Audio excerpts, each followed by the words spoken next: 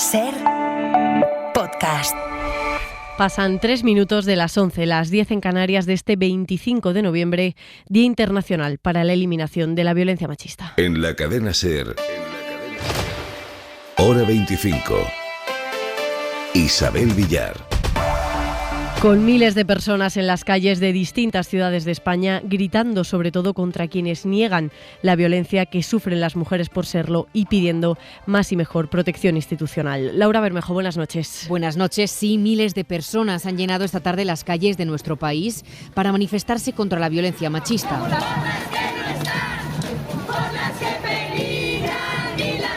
Las protestas han vuelto a dividirse en varias ciudades como Barcelona, Logroño, Badajoz o Madrid, donde 5.000 personas han salido a la calle para insistir en el peligro de negar la violencia de género. Es urgente primero contraatacar este discurso de borrado de la violencia de género. Ahí, en la capital, la ministra de Igualdad, Ana Redondo, ha cargado contra la oposición. Le pedimos al Partido Popular que no intente nadar y guardar la ropa. O está con el Pacto de Estado contra la violencia de género y las violencias machistas, o está con el negacionismo de Vox. Y en Barcelona, casi 1.500 personas han recorrido las calles con lemas como "No están todas, faltan las muertas".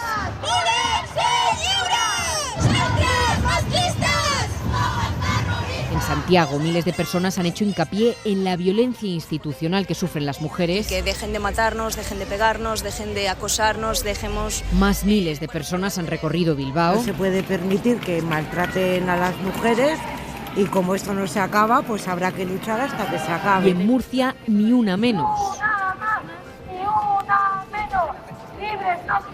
En Valencia, donde el PP depende de los votos de la ultraderecha para elegir a su presidente, se preocupan por la confianza de las mujeres en las instituciones. Per a que les dones denuncien, tenen que creure que van a ser ajudades. ¡Que no tenemos miedo! Una marea morada que ha atravesado las principales ciudades con un principal objetivo: seguir sacando a la palestra la importancia de terminar con la violencia de género y evitar que esta quede sepultada por los discursos de ultraderecha. Vamos ya con la ropa para mañana. Jordi Carbó, buenas noches. Buenas noches, ropa de invierno, y es que vuelve a bajar la temperatura. La nevada que ahora mismo cae todavía en algunos puntos del Pirineo, en todas las cotas, cada vez más restringida en su vertiente norte, y el viento muy fuerte en Cataluña, Baleares, también Aragón, en rachas de hasta 100 km por hora, y el tiempo más desapacible en el Cantábrico, todavía con chubascos, cota de nieve hasta los 800 metros y viento fuerte en la mayor parte del país, día el de mañana soleado, pero con frío. Jordi, gracias. Buenas noches. 38 mujeres asesinadas en lo que llevamos de año por sus parejas o exparejas. Ese es el dato que ha recorrido todas las manifestaciones hoy por el 25N, y una larga trayectoria en este campo, en la lucha contra la violencia machista, es lo que tiene a sus espaldas Teresa Peramato, propuesta por el Gobierno como nueva fiscal general del Estado para sustituir a García Ortiz tras su condena en el Supremo por revelación de datos reservados del novio de Ayuso. El proceso va a tardar unos días. Mañana a las 12 del mediodía se reúne el Pleno del Consejo General del Poder Judicial, que tiene que estudiar la propuesta y emitir un informe no vinculante, pero es necesario que lo hagan. El ministro de Justicia defiende la trayectoria intachable, dice, de Peramato, y el PP pues ha ido virando. Ha empezado el día alineándose bastante con el Ejecutivo y termina pidiendo cautela. Sara Selva, buenas noches. ¿Qué tal? Buenas noches. ¿Cree el Ejecutivo que Peramato es la mejor candidata? No hay ninguna duda de que es una persona absolutamente idónea para llevar a cabo los retos que tiene por delante el Ministerio Fiscal en nuestro país. Ha enfatizado Bolaños sobre todo su compromiso feminista y su papel clave implementando la ley de violencia de género. Ha aprovechado el Gobierno la rueda de prensa del Consejo de Ministros para seguir recalcando su desacuerdo con la sentencia del Supremo. Lo ha hecho sobre todo Yolanda Díaz, que llama a la movilización en la calle. Sí, España debe movilizarse en favor de la democracia. Las calles no son de la extrema derecha en nuestro país. Bolaños, en cambio... La discrepancia con el fallo no puede significar desconfianza en las instituciones del Estado y mucho menos en la justicia, porque somos un Estado de Derecho. El currículum de Peramato ha puesto en aprietos al PP, le ha trastocado los planes y ha pasado de celebrar el nombramiento... Yo celebro que una mujer que está especializada en la defensa de las mujeres que son víctimas de violencia machista tenga esta responsabilidad. Pues lo que ha hecho Jaime de los Santos, a tomárselo con cautela. Lo importante no es a quién nombran, sino el que lo nombra. Si viene de Pedro Sánchez, viene a decir Tellado, no puede ser bueno. Y en eso ha insistido con más claridad Esther Muñoz. Un nombramiento que evidentemente es continuista, porque la nueva fiscal es de la absoluta confianza de Dolores Delgado, es de la absoluta confianza del señor Álvaro García Ortiz. Todo esto, para el ministro de Justicia, son declaraciones erráticas y desaforadas. Pues lo único que hacen es que se tengan que tragar las palabras que pronuncian, porque obviamente ellos mismos pierden credibilidad. Dice Bolaños que el Partido Popular se dedica a envenenar la convivencia. Ha pasado más de un año de la Dana y siguen apareciendo datos nuevos sobre cómo fue la tarde de Carlos Mazón mientras los valencianos se ahogaban. Hoy hemos sabido, por un justificante bancario, que Maribel Vilaplana pagó para sacar su coche del parking a las 19:47 de aquella tarde. Esto implica que pasó una hora entre que salió del Ventorro con Mazón y que salió del parking, al que sabemos que Mazón la acompañó y sin escoltas, según reconoció él mismo en el Congreso el otro día. Un parking que está relativamente cerca del restaurante. ¿Qué pasó, pues, en esa hora? No está muy claro, porque Vilaplana, en su declaración ante la jueza, contó que tras salir del restaurante ambos fueron paseando al aparcamiento, hablando de fútbol, que entró sola al parking, trasteó un poco con el ordenador y el móvil antes de irse. Pero claro, ahora sabemos que teóricamente todo eso le ocupó una hora, cosa que no termina de encajar con que el parking está, como decimos, bastante cerca del Ventorro. Pero es que ni siquiera está claro que Vilaplana dijera toda la verdad a la jueza cuando declaró como testigo. Cuenta esta noche el periódico valenciano Levante que fue ella, Vilaplana, la que dejó a Mazón con su coche cerca del Palau de la Generalitat cuando salió del parking a las 19:47. Esto vendría a ratificar lo que ya apuntaban testigos, que Mazón no llegó a su despacho al Palau ni a las 5, como dijeron muy al principio de la tragedia, que estaba desde allí trabajando desde las 5 de la tarde, ni a las 7 que dijeron después, sino prácticamente a las 8 de la tarde llegó al Palau y lo llevó hasta las proximidades la propia Vilaplana. Isabel Olmos, subdirectora del Levante, buenas noches. Hola, muy buenas noches, ¿qué tal? Es tremendo esto que publicáis, un dato más de aquella tarde. Vilaplana llevó a Mazón en su coche cerca del Palau. Así es, según nuestras fuentes, la verdad es que la llevó muy cerca, hasta las mismas puertas no, unas calles colindantes, pero bueno, es una información que digamos, ya pone sobre la mesa que el cerco se está estrechando, es decir, que ya llevamos la versión, no sé, 2500 de ambos dos sobre lo que pasó aquella tarde, aquella fatídica tarde en la que, como tú bien has dicho, los valencianos se ahogaban y no había manera de localizar al presidente de la Generalitat, ¿no? Conforme vas sumando minutos y metros y vas contrastando, vas viendo que todas las explicaciones que habían dado tanto el expresidente como la propia Vilaplana no se sostenían, y era a la espera del ticket de hoy, ¿no? De la hora definitiva del ticket, lo que ha desmontado todo lo anterior, ¿no? A las 19:47 ella paga el ticket, ella dice que antes estaba en el coche trabajando.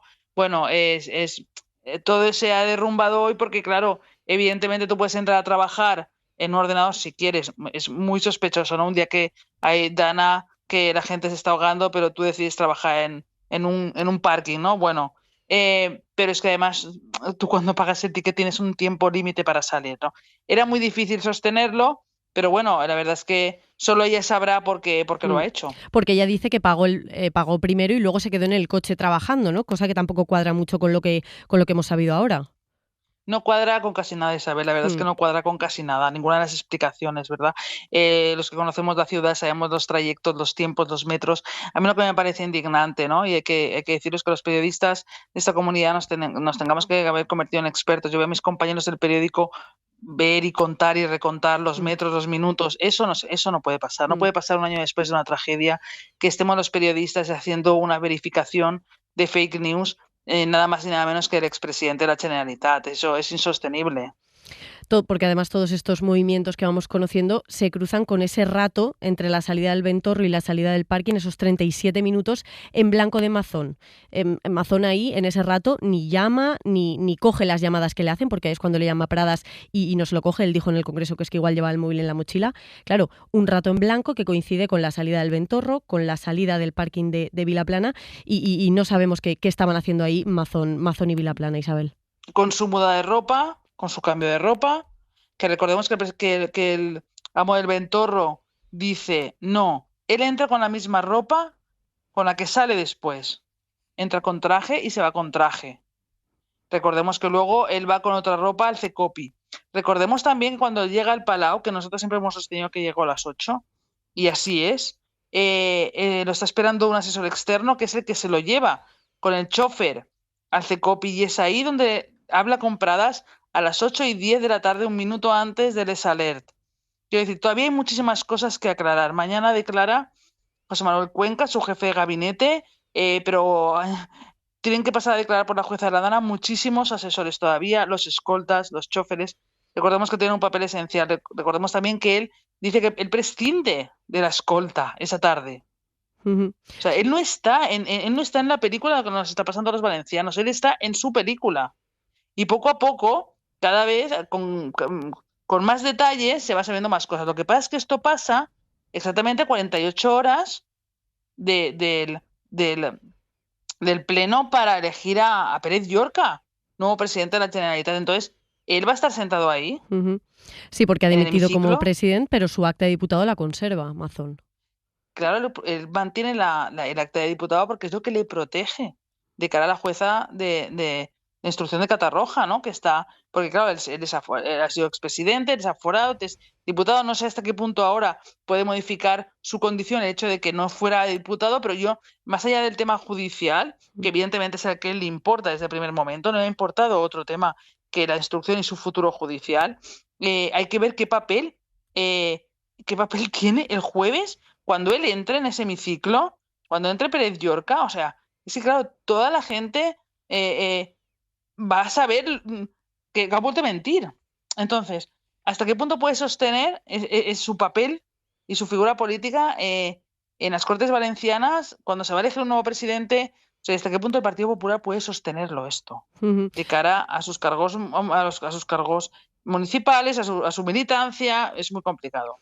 Y sobre esto un detalle que apuntáis vosotros, que explicáis en el artículo, esta información, la de que fue Vilaplana la que llevó en coche a Mazón a las 8 menos 10 aquella tarde hasta las proximidades del Palau, o sea que estuvieron juntos hasta esa hora y fue ella la que lo llevó y lo dejó cerca del Palau. Esta información, Isabel, os la cuentan fuentes del PP revelando ahora que Vilaplana llevó a Mazón en coche tardísimo ya al Palau, cuando ya la provincia de Valencia estaba inundada.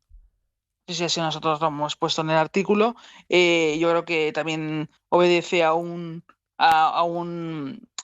parte del partido que ya no puede más, en ese sentido, o gente que ya, digamos, sabía mucha más información de la que podía decir, ¿no? Entonces, bueno, yo a 48 horas del pleno de Pérez Llorca, vuelvo a insistir, Mazón continúa siendo un elemento muy, muy molesto para el Partido Popular, porque todavía ellos mismos han permitido que llegara a esta situación. Han pasado 13 meses de la Dana y nos encontramos con este escenario que todavía continuamos escuchando versiones nuevas, ¿no? Yo creo que la verdad es que cada día que pasa sin que se sepa la verdad exacta de lo que pasaron en esos 37 minutos que continuamos sin saberlo, Isabel, 37 minutos, continuamos sin saberlo. Vamos atando por dónde empieza y por dónde acaba, pero todavía no sabemos a ciencia cierta dónde estuvo, porque ninguno de los dos ha querido explicarlo, igual que tampoco ha querido explicar porque se le llama al alcalde de Cullera en ese momento. O sea, ¿qué está pasando ahí? De todas maneras, yo creo que todas las pruebas que está pidiendo la jueza de la Dana, en 4 semanas ha echado abajo todas las mentiras y las fake news que estaban explicando ellos mismos. Con un par de semanas más lo sabremos todo. Isabel Olmo, subdirectora del Levante, gracias por estar esta noche en Hora 25. Gracias a vosotros. Y de Valencia a Almería, hoy hemos sabido que el juez ve indicios sólidos contra el ya expresidente de la Diputación por el PP, Javier Aureliano García, y del que era su número 2 en esa institución, Fernando Jiménez, sostiene que ambos participaron en el cobro, facilitaron el cobro de comisiones a cambio del presunto amaño de contratos adjudicados en la Diputación. Así lo dijo en el auto que provocó la detención de los 2 cargos a los que el PP ha suspendido ya de militancia. En ese auto se recoge que tenían un lenguaje en clave para hablar de esas mordidas, hablaban de ir al dentista y se mandaban emoticonos de muelas. Joan Jimeno. Sí, el presidente de la Diputación de Almería hablaba con sus más estrechos colaboradores de ir al dentista para referirse a esas mordidas. Según el auto judicial, Javier Aureliano García hablaba bajo un lenguaje encriptado. El magistrado considera como indicio importante un mensaje interceptado por los investigadores de la Guardia Civil en el que se comunicaba con sus compañeros de la Diputación a través de un emoticono con un diente. El auto, de 66 páginas, habla de indicios racionales de criminalidad del expresidente. Añade que se trata de una arquitectura criminal llevada a cabo desde Presidencia para el saqueo de las arcas públicas y el posterior blanqueo de capitales a través de una estructura familiar muy hermética. En la Audiencia Nacional, hoy segundo día del juicio al clan Pujol sobre el origen de su fortuna escondida en Andorra, las defensas se han centrado hoy en intentar demostrar que el dinero no vino de las comisiones que cobraba Jordi Pujol como presidente de la Generalitat, presuntamente, sino que venía de la herencia del abuelo. Andrea Villoria. Sorpresa tras sorpresa en el juicio de los Pujol. Si ayer fue mantener el juicio al expresidente, hoy ha sido un libro. Se trata de una investigación periodística que conecta... Es Pau Farré, abogado de los Pujol, mostrando este libro escrito hace 40 años por 3 periodistas que describe la fortuna del abuelo Pujol y sobre todo la mala gestión que hizo el expresidente de Banca Catalana. Un libro por el que sufrieron los autores la censura del pujolismo y que ahora la familia aporta como prueba. Se trata de ofrecer al tribunal, mediante estos medios de prueba, elementos de corroboración, verosimilitud de la hipótesis alternativa de la procedencia de estos fondos. El resto de defensas han denunciado unánimemente la inconcreción de las acusaciones. Y claro, si no sabemos cuál es el delito antecedente, dígame la sala, ¿yo qué hago aquí? Pero es que no se dice dónde está el blanqueo de capital. ¿Pagar? Eso no es un blanqueo. ¿Me pueden explicar de qué me defiendo? Es la inconcreción. Mañana deberá responderles la Fiscalía. En Estados Unidos, Donald Trump quiere acelerar su plan de paz para Ucrania y ha enviado a uno de los pesos pesados de su administración, Steve Witkoff, para reunirse directamente con el presidente ruso Putin. En paralelo, el secretario del ejército estadounidense tiene previsto ir a Kiev para una reunión con el gobierno ucraniano esta semana. Movimientos en ambas direcciones, pero seguimos sin concreciones sobre qué es lo que se está negociando, porque ayer publicaron varios medios que del plan estadounidense de 28 puntos se habían caído una decena. Corresponsal en Estados Unidos, Sara Canals, buenas noches. Eso es, buenas noches. Trump lo ha anunciado en su red social. Steve Witkoff es uno de sus hombres de confianza, el enviado especial que junto a su yerno, Jared Kushner, negociaron, por ejemplo, el acuerdo de paz en Gaza y una persona que ya se ha reunido anteriormente con Vladimir Putin. En esta publicación, Trump especifica que solo hay unos pocos puntos de desacuerdo pendientes y que quiere reunirse con Zelensky y con Putin únicamente cuando haya acuerdo o cuando esté ya en su etapa final. De momento habla de un tremendo progreso gracias a su equipo y que ambas partes, dice, han aportado contribuciones a su plan, pero Trump no tiene previsto de momento alterar su agenda para involucrarse personalmente en este proceso. En una hora se marcha a Florida para celebrar el Puente de Acción de Gracias este jueves y no regresa a la Casa Blanca hasta el domingo. Sara, gracias. A vosotros. Nos vamos a ir a Málaga, donde se ha presentado esta noche la guía Michelin de 2026 con 30 nuevas estrellas y una gran triunfadora, la cocina catalana. Carlos Cano, buenas noches. Ningún restaurante ha conseguido su tercera estrella Michelin este año y eso ha sido una pequeña decepción porque algunos la esperaban. Pero Michelin le acaba de quitar la tercera estrella a 3 restaurantes de Estados Unidos y en España, en cambio, los 16 triestrellados lo siguen siendo. Y eso ha supuesto mucho alivio porque algunos temían perderla. La gran triunfadora de esta noche ha sido la cocina catalana, de todas formas, porque de los 5 restaurantes que han conseguido su segunda estrella, 3 están en Barcelona, incluido el Enigma de Albert Adrià, otro en Lleida y uno más en Madrid, pero con un catalán al frente, Ramon Freixa. También han conseguido su primera estrella 25 restaurantes de toda España, como Faralá en Granada, Palodú en Málaga, Éter en Madrid o Vértigo en Sober, Lugo.